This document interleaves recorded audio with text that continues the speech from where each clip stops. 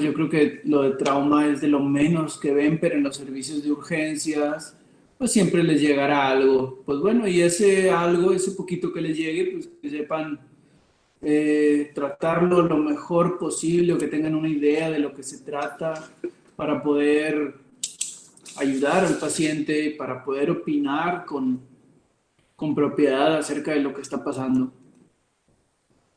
Yo creo que todos en alguna parte de nuestra vida hemos sufrido alguna lesión de este tipo, de lo más frecuente, lo más común de consulta en un área de urgencias, por ejemplo, pues son los esguinces de tobillo, es de lo más común, y pues lesiones diversas, ya sea por sobrecarga muscular o lesiones musculares traumáticas, eh, lesiones deportivas también, y bueno, fracturas que son con frecuentes de acuerdo al grupo de edad que se maneje. Bien. ¿Sí ven la presentación? Sí, sí, Sí, sí. se ve. Ok, gracias. Bien, muchas veces pensamos que tratar una lesión mediante inmovilización no es la mejor manera de evitarse riesgos. Mucha gente tiene esa creencia. Mucha gente piensa que el no operarse siempre va a ser mejor porque pues, no pasan por el riesgo de la cirugía y la anestesia tan temida, cuando realmente no es una cosa tan dramática como lo piensa mucha gente, la cuestión de la anestesia. Siempre tienen miedo, es que le tengo miedo a la anestesia.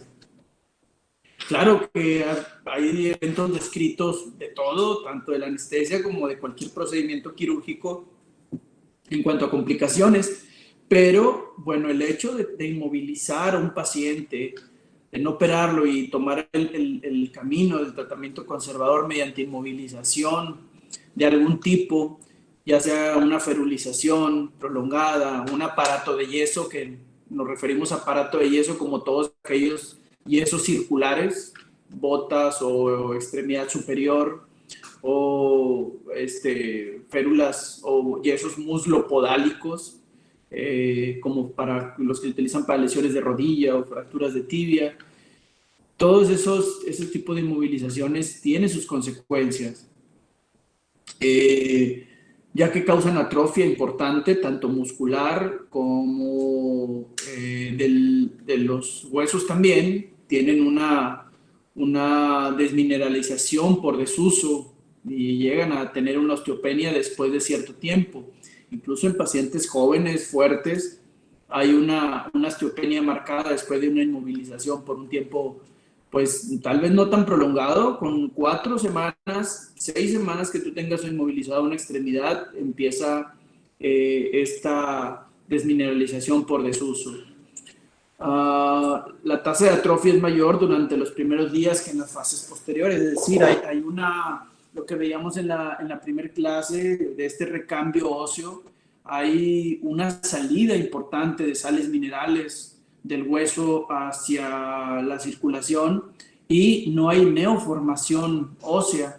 Se empieza a descalcificar ese hueso y el balance se torna negativo para el hueso, y así también los músculos están perdiendo proteínas, están perdiendo volumen, y eso, la recuperación de ese tipo de situaciones, aparte de la lesión, conlleva a veces tiempos muy prolongados. Por eso hay que tener un buen criterio para saber y decidir cuándo es mejor utilizar un tratamiento quirúrgico que un tratamiento conservador con inmovilizaciones. Y siempre dejarle en claro al paciente que si el riesgo no supera el beneficio o el beneficio está por arriba del riesgo en cuanto a una cirugía, pues hay que tomarla, porque la recuperación se va a considerar más corta y la vuelta a la normalidad o a las actividades habituales va a ser mucho más rápido. Igual en estas inmovilizaciones, si no se aplican correctamente, también pueden causar lesiones. Recordemos que una extremidad, vamos a hablar en específico de la extremidad superior, por ejemplo, una lesión, una fractura de radio distal, que es lo más común. Tú le pones un yeso circular cuando está con una inflamación muy importante o que tú calculas que el edema que se va a presentar posterior a la lesión va a ser importante, aguas con llegar a poner un yeso circular, porque la consecuencia podría ser un síndrome compartimental, conlleva una isquemia importante, incluso puede llegar a la pérdida de la extremidad. Estamos hablando de un caso extremo, pero está descrito que puede pasar. Entonces, cuidado como médicos generales estar poniendo aparatos de yeso. Yesos circulares no es para el médico general. El médico general cumple al poner una buena inmovilización con una férula, ya sea manufacturada con yeso o fibra de vidrio o de las que ya vienen prefabricadas. Con eso cumples tu objetivo, para que entonces el especialista decida si es el tiempo de colocar la inmovilización o no, o si se va a optar por el tratamiento quirúrgico de acuerdo a los riesgos y beneficios de las cosas. También hay que tener cuidado con pacientes que presentan ciertas comorbilidades. Es importante la historia clínica siempre en los pacientes, sobre todo si padecen alguna enfermedad metabólica, por ejemplo la diabetes, que son pacientes que pueden llegar a presentar áreas de isquemia, y entonces si nosotros le ponemos un yeso mal colocado, puede llegar a tener problemas. Recordemos que si se produce una herida, ya sea por el calor que produce la reacción química al estar fraguando el yeso o por filos de la férula, el paciente está cubierto durante un tiempo prolongado y si hay una herida por ahí se puede llegar a infectar y a hacer problemas graves. Entonces hay que tener cuidado con ese tipo de cosas. Por eso, bueno, es importante lo de la historia clínica. Recordemos que no nos interesa a nosotros tanto tiene los perros y que si la casa es de ladrillo o es de paja, qué sé yo. Eso no nos interesa tanto. Nos interesa qué se dedica la persona, nos interesa de la historia clínica también las comorbilidades, la edad, la ocupación, para saber si ese paciente también es conveniente aplicar o no un tratamiento conservador mediante inmovilización o decidir por el tratamiento quirúrgico. Adelante. Será mayor la atrofia de los músculos que quedan en acortamiento. Por ejemplo, cuando pones un yeso en extremidad superior, tienes que flexionar el codo por lo menos a 90 grados. Entonces, ese bracito después de un tiempo va a estar bien flaquito. Sabemos que el músculo se va muy fácil, se pierde muy fácil y para construir, darle volumen al músculo se toma mucho tiempo. Adelante. También es muy común que se produzca una rigidez articular por adherencias o artrofibrosis y formación de nuevas fibrillas de colágeno. Esto te puede dar una extremidad que a veces le llamamos como capsulitis adhesiva o articulaciones congeladas en las cuales el paciente no la puede mover y se torna muy doloroso por todas las adherencias que se formaron, sobre todo cuando se trata de movilizar después de quitar la ferulización que traiga, se torna muy doloroso y a veces imposible. Inclusive tenemos que llegar a algún procedimiento como movilizaciones bajo anestesia o en el caso de las rodillas, los hombros, puede llegar a un tratamiento ya más invasivo como realizar artroscopías para retirar toda la sinovia inflamada. Hay enfermedades en las cuales el proceso inflamatorio se dispara de forma muy importante, por ejemplo, cuando hay antecedentes de enfermedades autoinmunes y es más riesgo que presenten una capsulitis adhesiva o una artrofibrosis. Y hemos tenido pacientes que hemos tenido que operar después de haber tenido una inmovilización prolongada. Hace poco tiempo tuvimos un paciente el cual tuvo una luxación de codo, un paciente joven, alrededor de 20 años, y curiosamente se le inmovilizó con un yeso completo, con un aparato de yeso circular. Después de la operación, era un codo que no estaba inestable, pero debía protegerse. Pero un codo lo protegemos, así como un hombro, una luxación de hombro la protegemos 3 semanas con un cabestrillo. En el caso del codo, una ferulita bastaría. Este paciente le pusieron un aparato de yeso circular por un mes o poco más de un mes. Cuando se retiró el aparato de yeso, tenía una artrofibrosis bien importante en el codo que le impedía la extensión completa. Se quedó con una extensión como de menos 20 grados, menos 30 grados. Entonces, ese paciente le tuvimos que pasar a quirófano, hacer una liberación de la cápsula del codo, de la cápsula articular, y hacer movilización bajo anestesia. Y aparte, finalmente, ya cuando cerramos, le aplicamos un corticoide de depósito.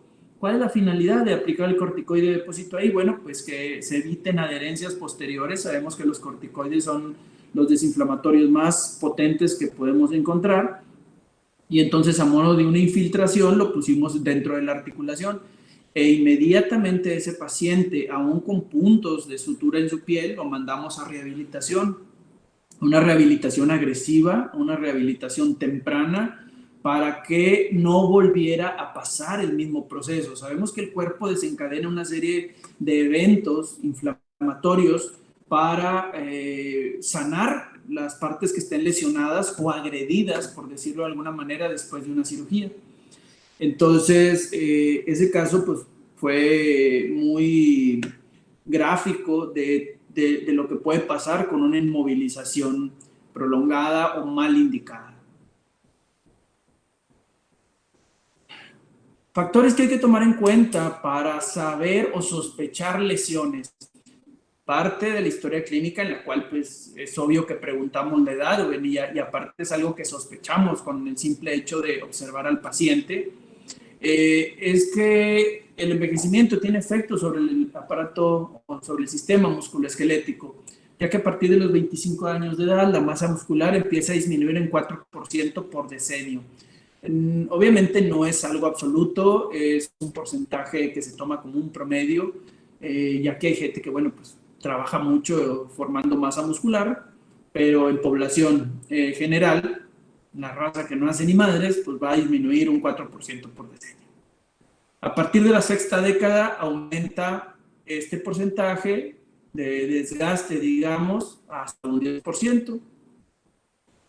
En las mujeres es mucho más patente esta situación, ya que la cuestión hormonal tiene mucho que ver.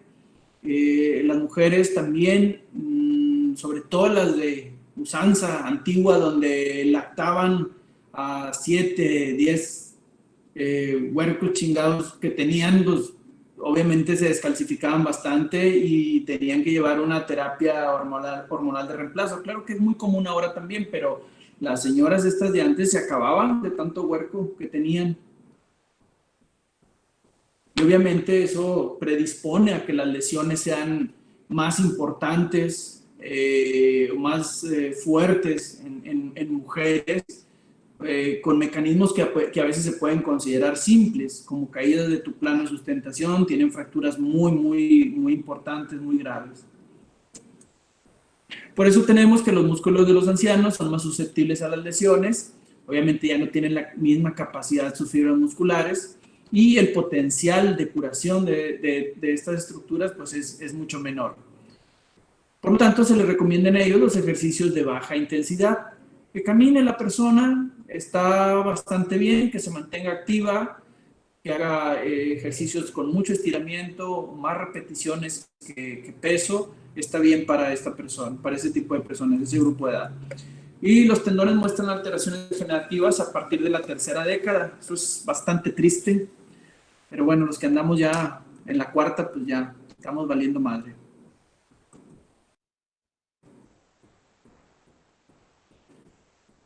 Esta, digamos, baja de la calidad puede provocar desgarros espontáneos o secundarios a mecanismos de baja energía. También las personas que tienen enfermedades metabólicas, por ejemplo la diabetes, son más propensos a tener lesiones musculares y que se compliquen aún más estas lesiones. Que personas cuya también las proteínas que incorporan también estarán más predispuestos a cierto tipo de lesiones musculares.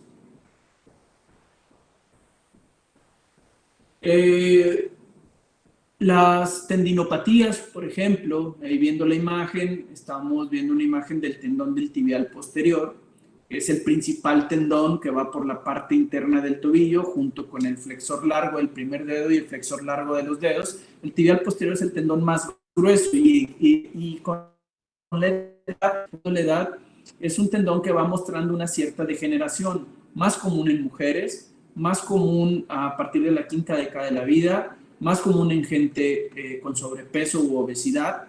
Y bueno, también tenemos pues, lesiones traumáticas, como la de la imagen, un video donde tenemos una ruptura traumática del tendón del tibial posterior. Ahí tenemos los dos cabos del tendón, los cuales estamos haciendo funcionar para identificar plenamente la lesión.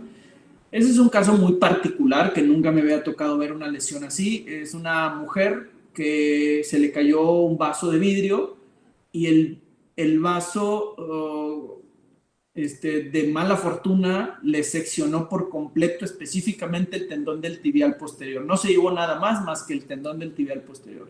Hicimos ahí una reparación primaria, terminal, con una técnica de sutura que se llama Krakow para tendones que funciona muy bien, y la paciente finalmente tuvo muy buena evolución.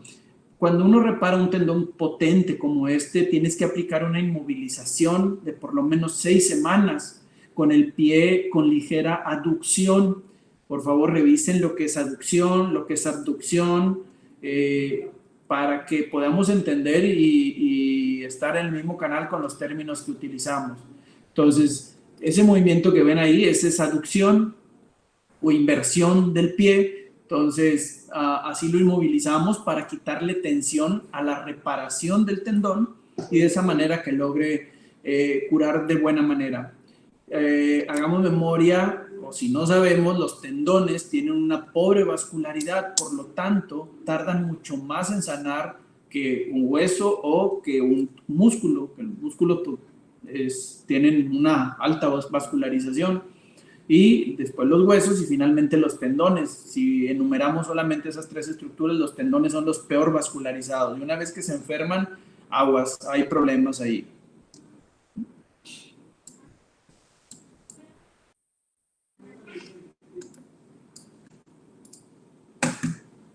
Lesiones musculares se pueden deber a un mecanismo de sobrecarga o a una lesión directa. Puede ser un traumatismo o puede ser una sobrecarga, por ejemplo, en los deportistas. Esto es muy común, por ejemplo, en el fútbol, que sufren desgarros del bíceps femoral, desgarros del cuádriceps, por de actividad que están realizando. Y lesiones directas, pues puede ser también en cualquier deporte, pero pues, hablando del fútbol, por las patadas o por los golpes que pudieran llegar a presentar. Puede haber una inflamación hasta una laceración completa del músculo, puede haber manifestaciones cutáneas, por ejemplo, cambios de coloración, aumento de la, digamos, de la firmeza que puede tener un músculo, se puede adquirir una consistencia como pétrea por el hematoma que pueda estar desarrollando y por el proceso de curación. En la inflamación muscular retardada se presenta el dolor y contractura 1 o 3 días después de la realización de un esfuerzo excesivo. Yo creo que la mayoría alguna vez ha ido al gimnasio con muchas ganas, pretendiendo cambiar sus hábitos, y le toca una rutina de pierna la primera semana.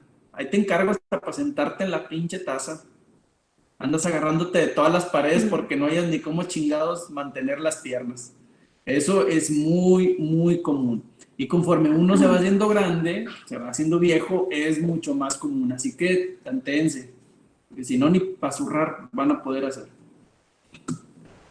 Este caso en particular es un caso que tuve hace poquito. Es un paciente joven, alrededor de 30 años, diabético, aparentemente de regular control, el cual hizo un sobreesfuerzo al brincar una barda. No refiere más que eso. Cuando yo lo vi tenía 15 días de evolución con un muslo, con una tumefacción muy importante, una consistencia pétrea, me hizo sospechar incluso un síndrome compartimental, pero tenía áreas fluctuantes. Entonces dices, caray, no hubo un mecanismo penetrante, no hay herida, sin embargo el músculo está demasiado duro, demasiado tenso, demasiado dolor, el paciente ya empezaba a presentar fiebre y un área muy caliente en el muslo.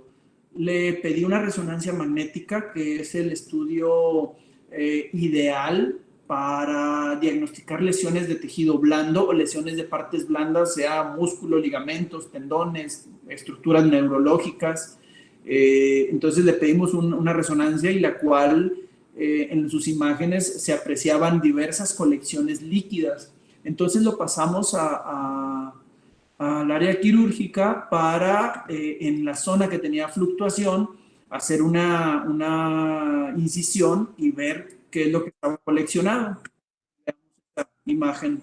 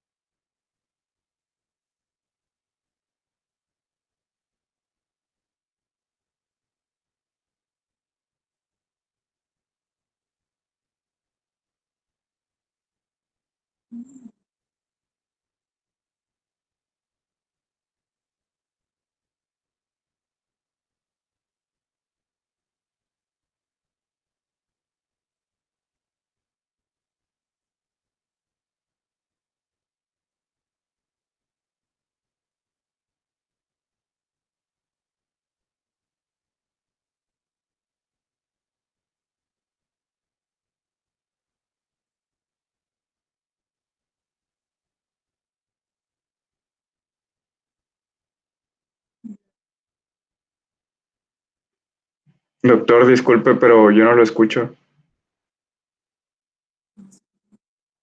No estoy hablando nada. Ah, bueno, gracias. Estaba dejando que vieran el video.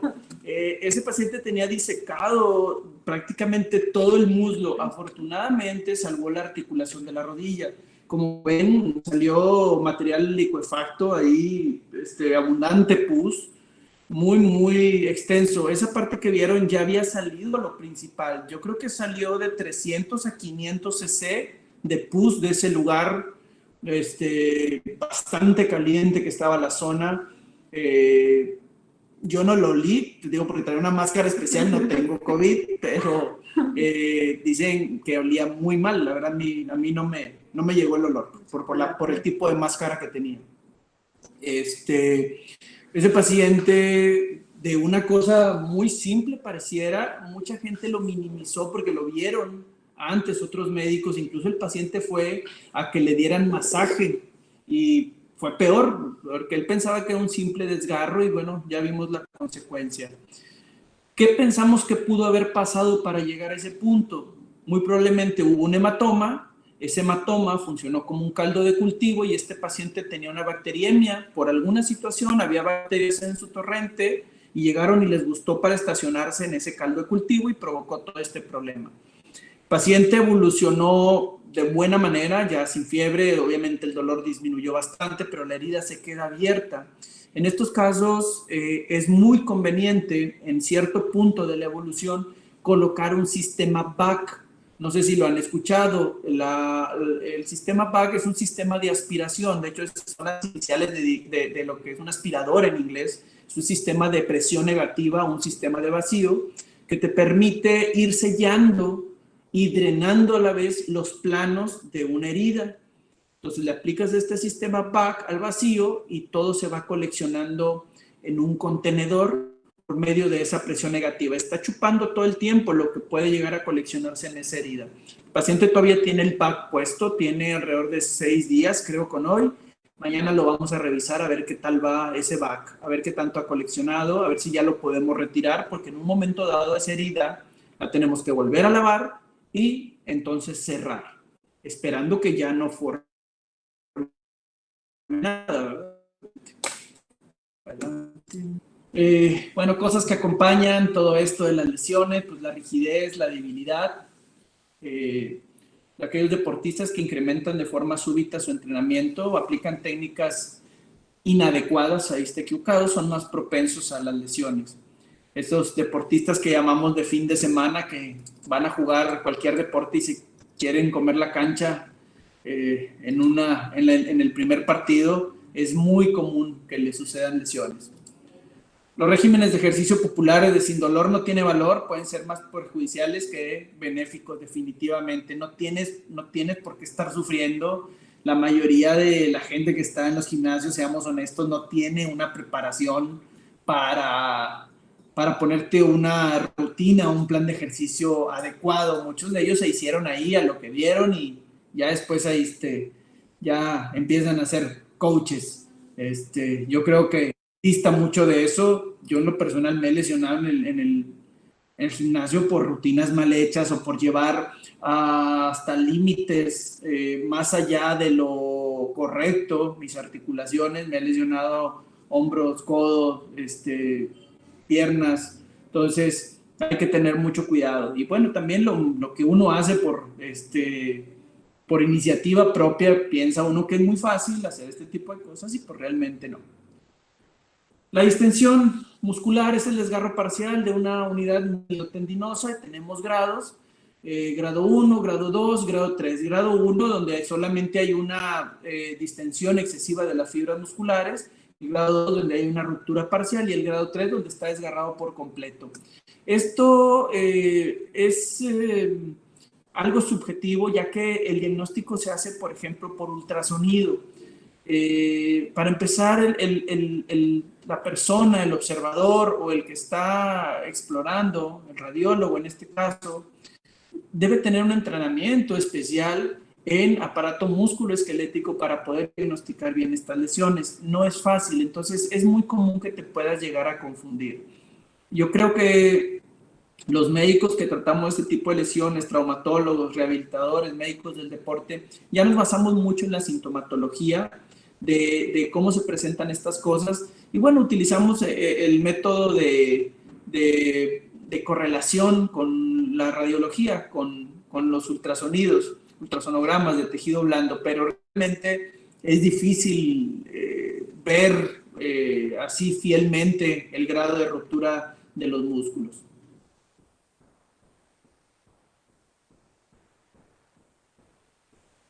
Adelante. Los músculos, aquellos músculos que atraviesan las articulaciones como los isquiotibiales, su nombre lo dice, empiezan allá en la zona de la pelvis.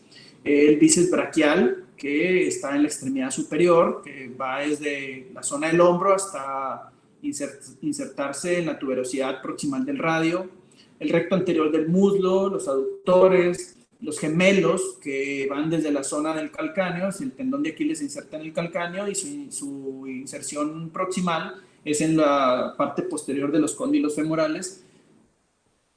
Tienen mayor predisposición a la distensión. Son músculos largos. Hay lesiones muy frecuentes en los futbolistas, por ejemplo, las pubalgias que le llaman a ellos. Bueno, pues es en parte estos tendones de los músculos isquiotibiales y también del recto anterior, sobre todo. Y son lesiones muy difíciles de tratar, que comúnmente son infiltradas y con etapas de recuperación muy largas, muy largas, y eso le cuesta pues mucho a los deportistas de alto rendimiento o a los profesionales les cuesta mucho volver.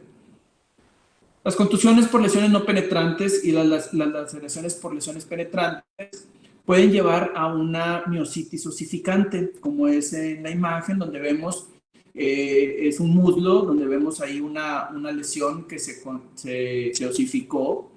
Y también en la imagen de su derecha vemos una miositis osificante del tendón de Aquiles y parte de los gemelos. Vemos cómo hay una osteopenia bien marcada en ese tobillo y huesos del retropié, una osteopenia por desuso bien marcada. Este paciente que vimos hace ratito en el video tiene un riesgo alto de desarrollar una miositis osificante por el proceso inflamatorio tan intenso que sigue sufriendo, todavía no.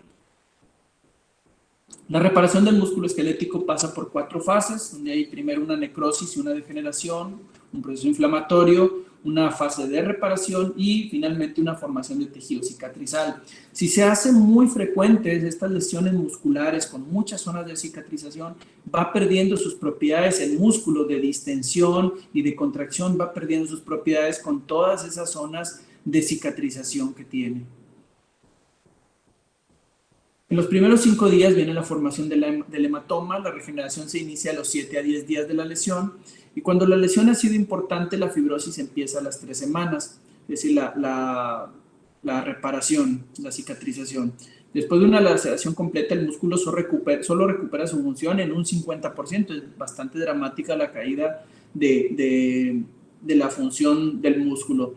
Tal vez para personas que no somos profesionales en la cuestión del deporte no representa gran cosa, pero para un profesional sí definitivamente el porcentaje que le quites es una desventaja que tiene en relación a sus rivales o a sus compañeros, ¿no? En los casos que sean de competición.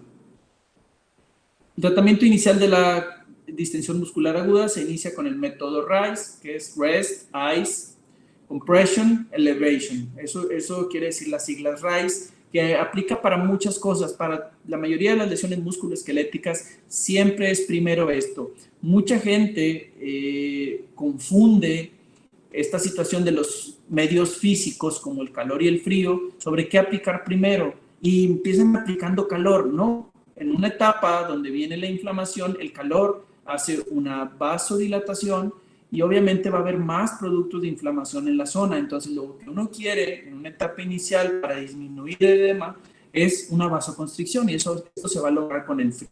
No hay de otra. El hecho de poner calor empeora solamente las cosas. El calor viene después, sobre todo para la relajación de las estructuras. Por eso, mucha gente ya entradita en años dice, oye, viene el frío y yo me siento todo entumido, sobre todo cuando tienen lesiones. Pues sí, el frío, eso pasa con el frío, la gente está entumida, no se estira bien. Cuando hay calor es mucho más fácil recuperarse de las lesiones musculoesqueléticas. Lesiones agudas de tendones y ligamentos. Los tendones y ligamentos muestran patrones similares cuando se someten a fuerzas de tensión, es decir, se comportan prácticamente igual cuando están trabajando. Si la fuerza aplicada supera la resistencia máxima, se produce un alargamiento permanente o una ruptura completa del tendón o ligamento. Todos estos tendones y ligamentos tienen una capacidad máxima. Obviamente, el tendón, el ligamento, músculo entrenado tiene mayor capacidad de absorber energía. Aquellos cuales no están entrenados, obviamente van a sufrir más fácil que los entrenados. En la parte central de los tendones se ofrece una mayor resistencia que la unión miotendinosa, el vientre muscular o la unión hueso-tendón. Hay muchas lesiones. Un ejemplo muy común de lesiones tendinosas y también musculares es la zona de los gemelos. El complejo sóleo gemelar, que es el músculo sóleo, el gemelo interno, gemelo externo, y estos músculos confluyen en un tendón común, que es el tendón de Aquiles, el cual se inserta en la tuberosidad superior mayor del calcáneo, en la parte posterior, en la zona del retropié. Y es un tendón muy potente, es el tendón más potente que tenemos en el cuerpo, el tendón de Aquiles. Por lo tanto, las lesiones son, pues, suceden con relativa frecuencia en esa zona y son definitivamente todo un reto de reparar. El tendón de Aquiles tiene una particularidad que se ha observado al micro, que tiene una zona de relativa vascularidad que está localizada entre 2 a 6 centímetros por encima de su inserción. Entonces, la mayoría de las rupturas suceden ahí. Y como tenemos una relativa vascularidad, obviamente la reparación va a tomar mayor tiempo. Ejemplo, de lo que más conozco es el del fútbol. Volviendo a eso, un futbolista que se rompe el tendón de Aquiles va a tardar 6 meses en poder regresar a jugar, nunca antes. Siempre duran 6 meses en poder volver a jugar al nivel que a ellos les tiene exigido. Las personas comunes tardan menos, obviamente inician a caminar mucho tiempo antes, a los 2 meses ya puedes estar caminando.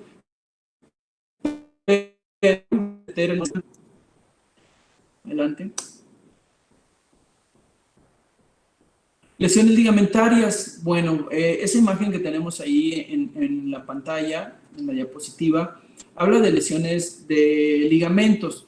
En la zona del tobillo tenemos una articulación muy particular que es la sindesmosis tibioperonea distal, en una parte anterior y una parte posterior. Hay un solapamiento entre la tibia y el peroné, el cual guarda una relación posterolateral con la tibia y están unidos uno con otro en la sindesmosis tibioperonea, es decir, es una articulación de tipo fibroso. También tenemos otros ligamentos importantes ahí en la zona del tobillo, como es el ligamento deltoideo por la parte interna, el cual consta de 4 fascículos, y el ligamento que está por la parte externa, que consta de 3 fascículos. Eso se lo deben de saber, es parte de la anatomía básica del tobillo, y eso es muy común que yo me fije en eso, que yo lo pregunte. Bueno, estos ligamentos toman bastante importancia, sobre todo el ligamento de la sindesmosis tibioperonea distal, porque es la estabilidad del tobillo. Cuando hay una fractura en esa zona, por ejemplo, en esa imagen, reparando el malleolo medial que se avulsionó en la zona de los tendones del ligamento deltoideo, lo avulsionó, arrancó el hueso, en vez de que se rompiera el ligamento, se arranca la parte del hueso. Es muy importante llevarlos a la normalidad, repararlos de alguna manera, ya sea directa o indirectamente. ¿Cómo los podemos reparar de forma indirecta? Colocando un tornillo que estabilice la tibia y el peroné distal. 1 o 2 tornillos podemos llegar a poner. Esos tornillos se llaman transindesmales y esos tornillos se ponen regularmente a través de una placa para reparar una fractura como la de la imagen. A través de ciertos orificios de la placa tienes que atravesar la articulación tibio-peronea distal y colocar 2 tornillos o un tornillo transindesmal para cerrar la pinza o mortaja que forma el tobillo, aparte de la reparación de las demás estructuras. Pero, por ejemplo, si tenemos una fractura de tobillo en la cual se nos olvida o pasamos por alto la reparación indirecta de estos ligamentos y no ponemos el tornillo transindesmal, la verdad que la cirugía va a ser un fracaso completo. No basta con armar las otras fracturas que tienes si no estabilizas la articulación tibio-peronea distal. Obviamente hay que checar si esa articulación está lesionada o no. Existen pruebas durante la cirugía o con la ayuda de la radiografía para darte cuenta, tomando ciertas medidas radiográficas para darte cuenta si la zona de la sindesmosis tibioperonea distal está lesionada o no. Eso ya lo vamos a ver más adelante. El envejecimiento, la inmovilización, las inyecciones de corticoides y algunos medicamentos pueden causar debilidad de tendones y ligamentos. Ojo aquí, es muy socorrida la inyección de corticoides de forma infiltrada. Ponemos muchos corticoides, muy frecuente corticoides de depósito, aguas donde se ponen. Yo he visto pacientes infiltrados en tendón de Aquiles.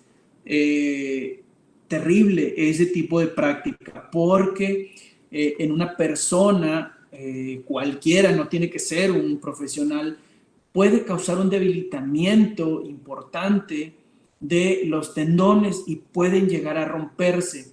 Lo he visto mucho en personas que se automedican o que siguen consejos de personas no relacionadas con el área médica, llámese entrenadores, coaches o como quieran, de que, oye, pues ponte esta inyección de cortisona infiltrada o el abuso de corticoide, ya sea por vía sistémica, intravenoso, intramuscular o por vía oral. Es muy común, yo veo mucha lesión deportiva, es muy común que las personas que están en los CrossFit, sobre todo, lleguen con un consumo alto de betametasona. Utilizan un medicamento que se llama Ardosons. piensan que es inofensivo y como funciona, porque tiene betametasona, tiene un relajante muscular y tiene indometacina, como funciona bastante bien, lo consumen de forma crónica. Alguna vez operamos un dueño de uno de estos CrossFit que tenía meses consumiendo Ardozón. Tuvo una ruptura del tendón del bíceps subiendo esta cuerda, no sé cómo se le llama este ejercicio, que suben en una cuerda ahí, un mecate que van subiendo, se rompió el tendón del bíceps, se abulsionó completo al 100% de su inserción en la tuberosidad bicipital. Las quinolonas involucradas en la ruptura de tendón de Aquiles. Hay una relación directa entre el consumo reciente de quinolonas y las rupturas del tendón de Aquiles. Entonces, cuando llega un paciente con una ruptura del tendón de Aquiles, siempre hay que preguntar, ¿has utilizado corticoides recientemente, ya sea infiltrados o por vía sistémica u oral? O si ha utilizado algún tipo de quinolona por algún proceso infeccioso que haya tenido. Hay veces que llegan rupturas de tendones de Aquiles que pareciera con un mecanismo de lesión muy tonto, muy pendejo, y llegan rotos y dices, oye, pues algo puede traer este paciente de historia interesante por la cual se llegó a romper el tendón de Aquiles. En el caso de las rupturas de tendón de Aquiles, pues el tratamiento es quirúrgico, no es urgente, pero sí es quirúrgico. El tendón de Aquiles en particular debe esperarse la reparación de 7 a 10 días.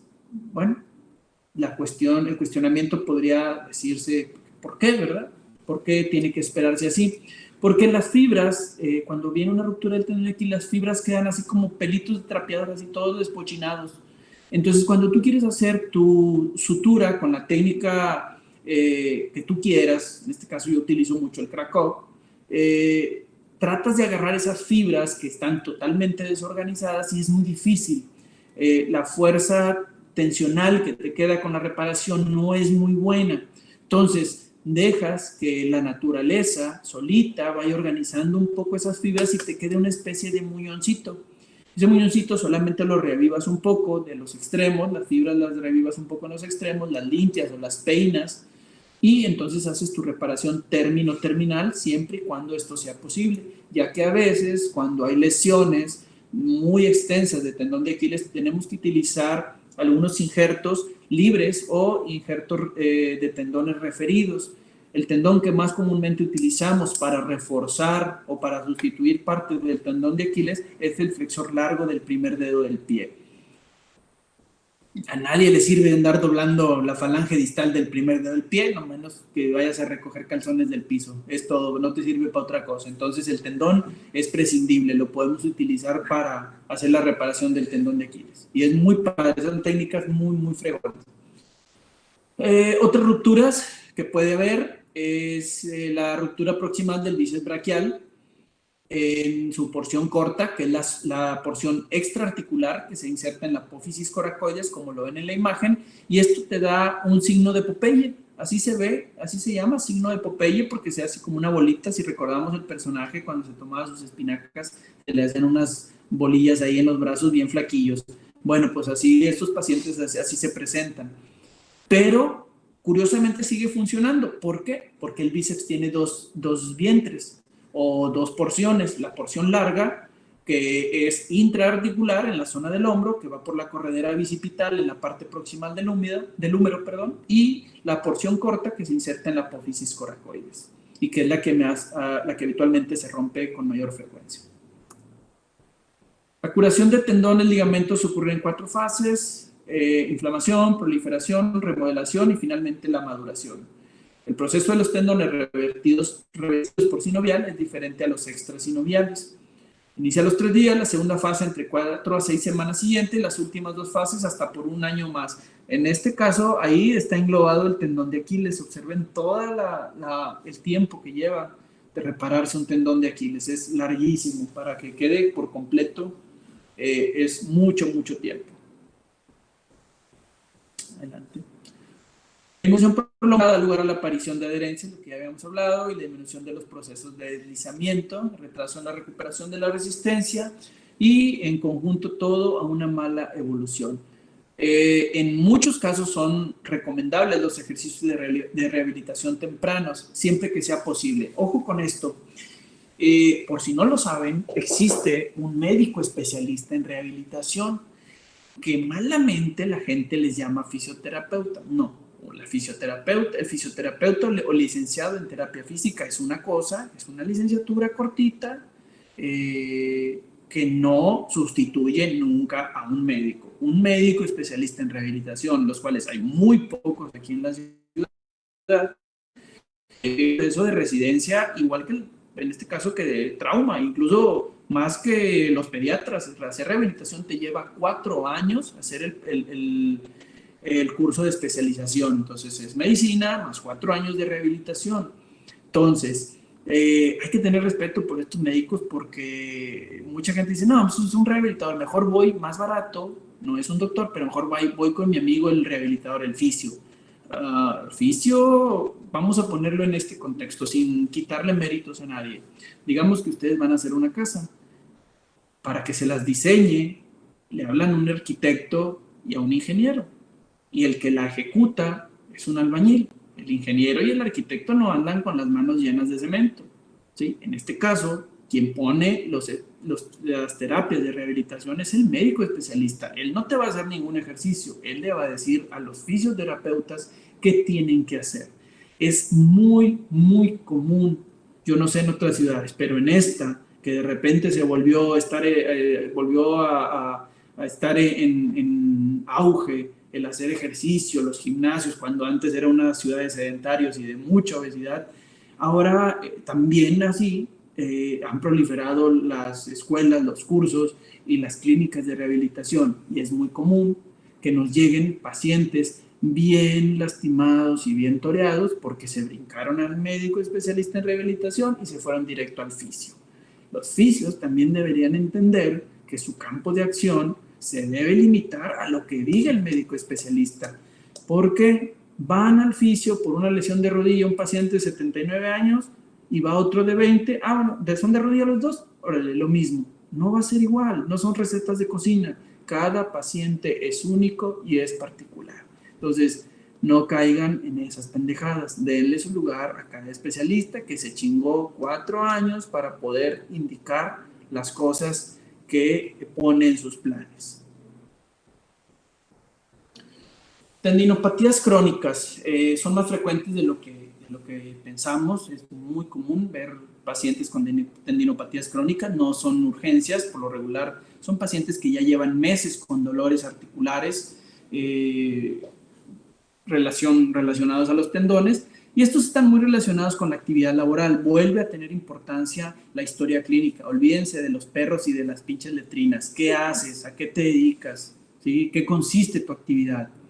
La etiología puede ser multifactorial, puede estar involucrada la edad, puede estar involucrada la actividad laboral, puede estar involucrado los sobreesfuerzos repetidos por microtrauma, que llamamos en la especialidad, así como factores extrínsecos o intrínsecos, ya sea genética, ya sea enfermedades, comorbilidades que pueda tener un paciente, el tipo de calzado que utiliza, el tipo de actividad, cómo la hace, si hace un esfuerzo importante para realizar la actividad que se le es encomendada en su área laboral o en la vida diaria. La disminución de la vascularidad sanguínea, cambios degenerativos y escasez de células inflamatorias, todo se va dando con el maldito envejecimiento. Pero bueno, es un proceso normal, es un proceso que no se puede detener, que no se puede cambiar, pero sí se puede modificar. Anteriormente llamadas tendinitis, todavía se le sigue llamando así, pero lo más correcto es llamarlo como tendinosis. Cuando aparece la inflamación suele estar limitada a la vaina tendinosa, no siempre, pero pues no todos los tendones tienen una vaina como tal. Un ejemplo es el tendón de Aquiles, que puede presentar en 3 situaciones diferentes. Tendinopatía insercional, son de las tendinopatías insercionales de Aquiles, cuando se empieza a calcificar la parte final o la parte distal donde se inserta en el calcáneo, se empieza a calcificar y se le forma como una especie de espolón.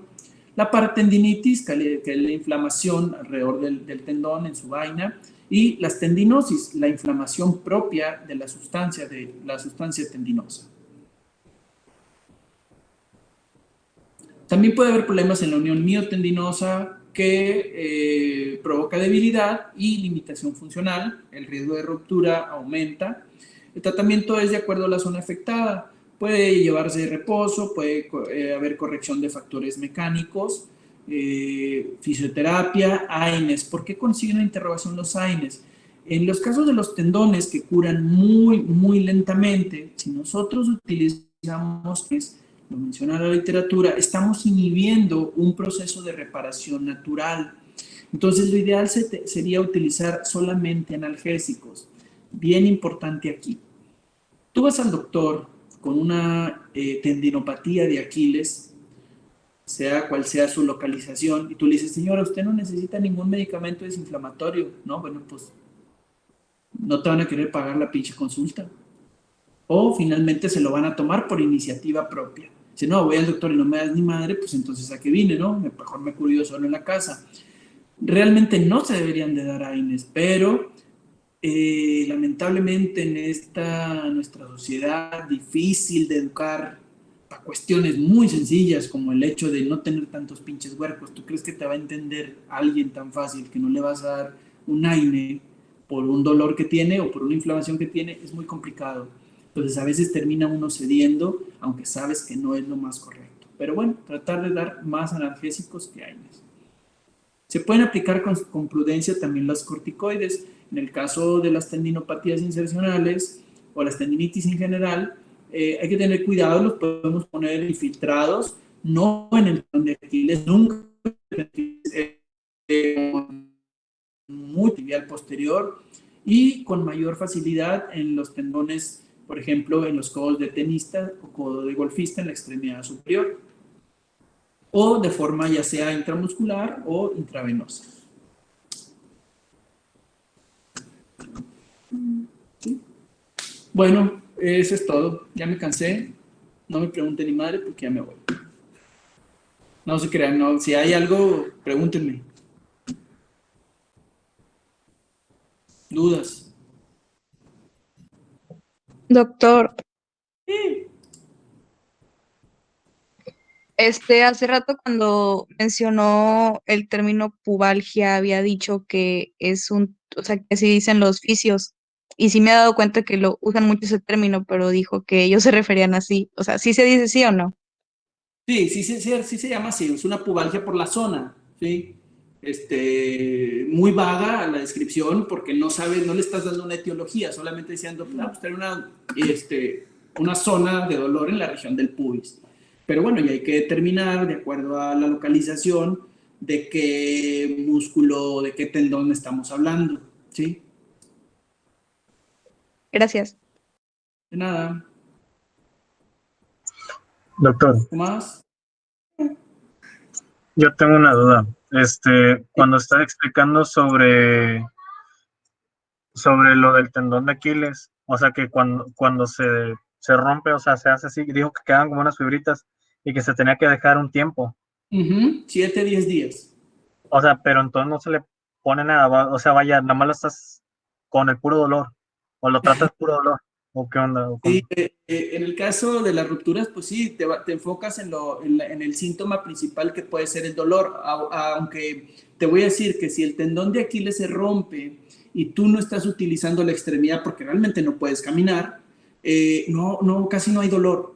Pones una inmovilización, puedes poner una ferulita, pero incluso se puede quedar así el paciente. Por lo regular el paciente llega a veces hasta días después, nada más porque no puede caminar, no tanto porque le duela, que al no tener tendón de Aquiles no puede caminar bien. Ah, ok. Darle a AINES está bien. Ese caso también es bien particular, ¿sabes? Es difícil que el paciente entienda que no se debe operar en agudo, ¿sí? Que hay que esperar. Pero ¿qué piensa siempre la gente? No, pues si ya estoy mal, ya, opérame para que pues, ya está recuperarme en chinga, ¿no? Ese es un cuestionamiento que yo me hacía cuando fui a hacer lo del fellow a Monterrey, y yo recuerdo que mi maestro me decía, no, el tendón de Aquiles, mucho cuidado, espérate 7, 10 días para que lo hagas, que quede bien bonito, término terminal, etcétera, y luego al otro día estábamos operando un tendón de Aquiles del mismo día. Le digo, chingado, doctor, le digo, pues no me dijo, dice, mira, güey, dice, en este pinche medio donde si dejas a un paciente vivo tantito te lo van a chingar, dice que mejor me lo chingo yo a que se lo chingue otro. Entonces, bueno, lo correcto es hacerlo 7 a 10 días, pero bueno, pues la raza anda sobre el billete bien cabrón. Y la verdad que, bueno, mi maestro no era tan así, pero dice, la raza en general es bien brava, entonces va a ir con otro. No, chingado, no te operó, qué chingadera te hicieron, etcétera, etcétera. Entonces, dice, pues si lo va a operar otro, mejor lo opero yo, que soy especialista en pie tobillo y le hago el mejor trabajo posible. Muchas gracias. ¿Algo más? Nada. Doctor. Adelante, Fer, adelante. Los fomentos de agua tibia con sal sí desinflaman. En el caso de... Ayuda tiene una cuestión ahí de la osmolaridad y todo ese, pero no me preguntes mucho, no voy a saber mucho, pero sí funciona, güey. Por la densidad del agua con sal, etcétera, etcétera, ¿no? Para relajar funciona, pero nada como el frío, ¿eh? Es más el efecto acá en tu mentecilla débil que tiene ese pedo, ¿verdad? Es como los pinches las sobadas con Vivaporru. Sirven para ni madre, ¿verdad? Pero tú te sientes con madre porque ya te sobaron. Si el pinche Vicks hiciera efecto, imagínate cuando nuestras mamás nos embarraban desde los pelos hasta las patas, ya te hubieras muerto de una intoxicación. Es puro pinche pedo eso. Puro champú de cariño. Pero la mamá, déjate poner el pinche Vicks porque este es el que te va a curar, no los pinches antibióticos del doctor. Es el bueno. Y no les dijeron que la caca era buena, sino también no la embarraban.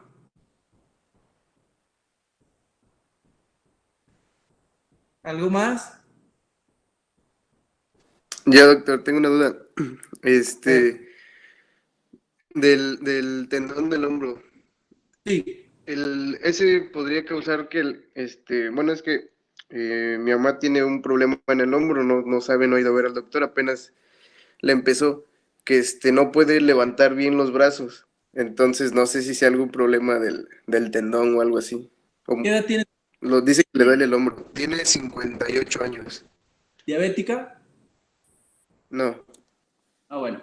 Bien, en los problemas de hombro, la mayoría de las veces en esos rangos de edad, y hay un factor de riesgo mayor cuando son diabéticas, padecen mucho de los tendones del manguito rotador. Es lo más común. La función principal que se ve afectada en un hombro por tendinopatías del manguito rotador es la elevación por medio de la abducción. Tienes que abrir tu brazo y elevar. Es la función que principalmente se ve afectada cuando hay una lesión del manguito rotador. Y el tendón involucrado principalmente en esa acción es el tendón del supraespinoso, ¿sí? Que forma parte de los 4 músculos de manguito rotador. Entonces, y suelen ser casos que ya tienen tiempo, suelen ser de meses, y empieza a haber una limitación hasta que te lleva a una capsulitis adhesiva o un hombro congelado.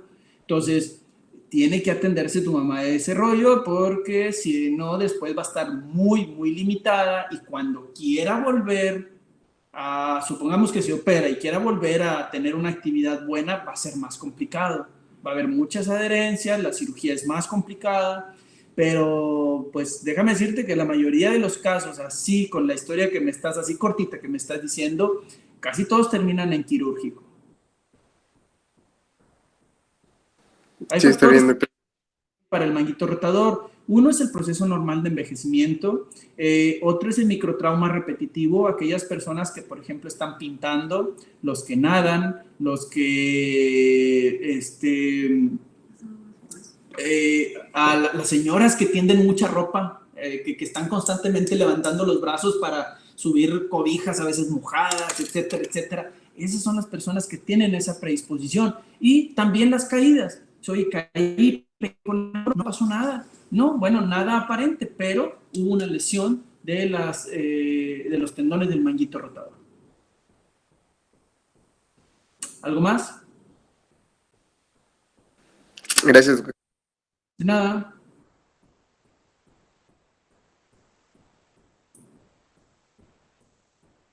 Nada más. Bueno, la próxima clase vamos a ver lesiones de extremidad superior. Vamos a ver lesiones de extremidad superior. Pues si tienen tiempo, ojalá que revisaran algo de fracturas de radio distal, fracturas de antebrazo, fracturas del codo, húmero en sus porciones, distal, media, proximal. Algo de esto. El fin de semana operamos una fractura de húmero proximal, le pusimos una placa anatómica bloqueada para húmero proximal a través de un abordaje del pectoral. Los que fueron, creo que sí fue alguien, ¿no? Sí, fueron 2 personas por ahí, tuvieron oportunidad de ver ese tipo de cirugía, estuvo buena.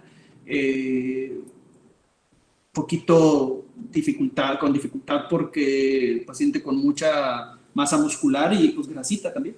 Entonces, es complicado, aunque se hace un abordaje anatómico, como quiera, es algo complicadillo, pero estuvo bien, salió muy bien la reducción, quedó bastante bien. Y eso es lo que vamos a ver en la próxima clase. Probablemente no vayamos a alcanzar, lo vamos a ver en 2, 3 partes, porque sí hay mucho que hablar. La fractura de radio distal es la fractura más común en adultos, es de todos los días. Yo no sé cuántas habré operado el año pasado, pero fueron muchísimas, tanto en lo privado como en lo público. Operé demasiada fractura de radio distal. Pero bueno, ya lo veremos. Bueno, nos vemos, que estén muy bien, cuídense mucho, nos vemos miércoles.